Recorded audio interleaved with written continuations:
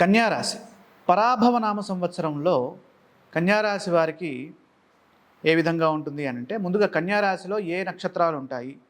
ఉత్తరాస్త్రయ, హస్త, చిత్రార్థం, కన్యా. ఉత్తర 2, 3, 4 పాదాలు, హస్త అన్ని పాదాలు, అలాగే చిత్త 1, 2 పాదాలు. ఇవి కన్యారాశిలో ఉంటాయి. ఆదాయము 8, వ్యయం 11, రాజపూజ్యము 3, అవమానం 3.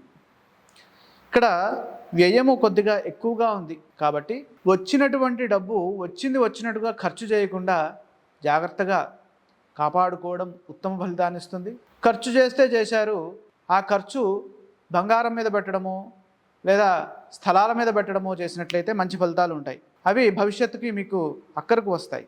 అదేవిధంగా రాజపూజ్య అవమానాలు సమానంగా ఉన్నాయి. స్వల్పంగా ఉన్న కారణం చేత పెద్దగా వాటి యొక్క ఫలితాలు పెద్దగా నెగిటివ్గా ఏమి ఉండవు. అంటే 3 రాజపూజ్యము, 3 అవమానము.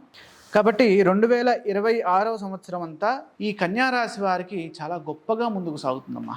కారణం ఏంటంటే, ఇక్కడ దేవగురు బృహస్పతి అత్యధిక కాలము కన్యారాశి వారికి లాభస్థానంలో మంచి ఫలితాలను ఇస్తున్నారు. అదేవిధంగా ఇక కన్యారాశి వారి యొక్క గ్రహస్థితి చూస్తే సప్తమ స్థానంలో శని సంచారము గత కొంతకాలంగా కొనసాగుతోంది. అదేవిధంగా ఈ సంవత్సరం కూడా ముందుకెళ్తుంది. ఇక రాహువు యొక్క స్థితిని చూస్తే డిసెంబర్ 7వ తారీఖు వరకు రాహువు ఇక్కడ 6వ రాశిలో ఉంటారు. అలాగే కేతువు డిసెంబర్ 7 నుండి లాభస్థానంలోకి వెళ్తున్నారు. ఇక్కడ చూడండి, రాహుకేతువులు కన్యారాశి వారికి ఒకళ్ళు లాగితే ఒకళ్ళు వారికి ఫేవర్ చేస్తున్నారు. అంటే రాహువేమో తల, కేతువేమో తోక. తలా తోక లేకుండా మాట్లాడద్దు అంటారు. కాబట్టి ఇక్కడ తలా తోక 2 సంవత్సరం మొత్తంలో ఏదో రకంగా అనుకూలంగా ఫలితాన్ని ఇస్తున్నాయి. దీన్ని దృష్టిలో పెట్టుకోవాలి. కాబట్టి వీరికి 75% శుభ ఫలితాలు కన్యారాశి వారికి సిద్ధిస్తాయి. కారణం ఏంటి? 3 గ్రహాలు సహకరిస్తున్నాయి సంవత్సరం మొత్తంలో. 2026వ సంవత్సరము విజయవంతంగా ముందుకు సాగుతుంది. రాహువు 6వ స్థానంలో సంచారం చేస్తూ ఉండడం వల్ల శత్రువులపైన విజయాన్ని సాధిస్తారు.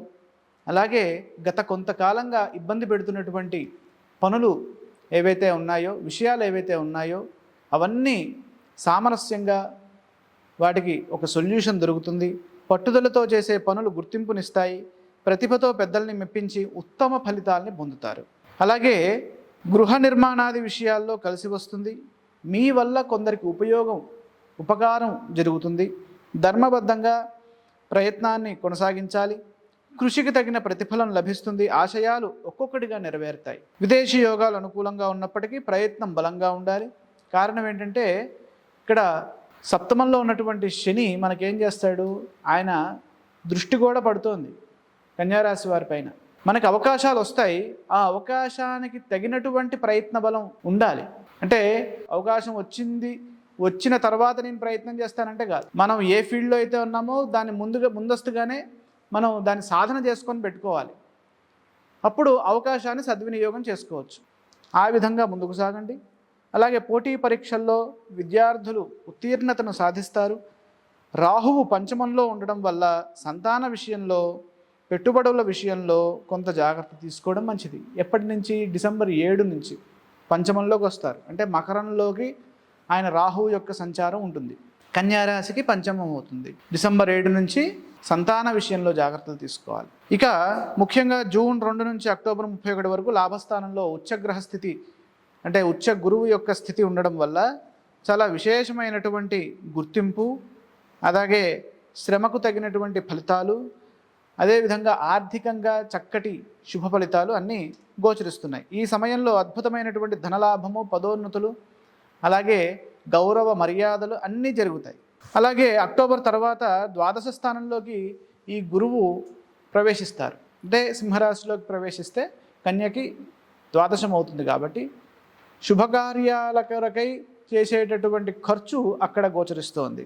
కేతువు లాభంలో ఎప్పుడు? డిసెంబర్ 7 తర్వాత కేతువు లాభంలోకి వెళ్తారు.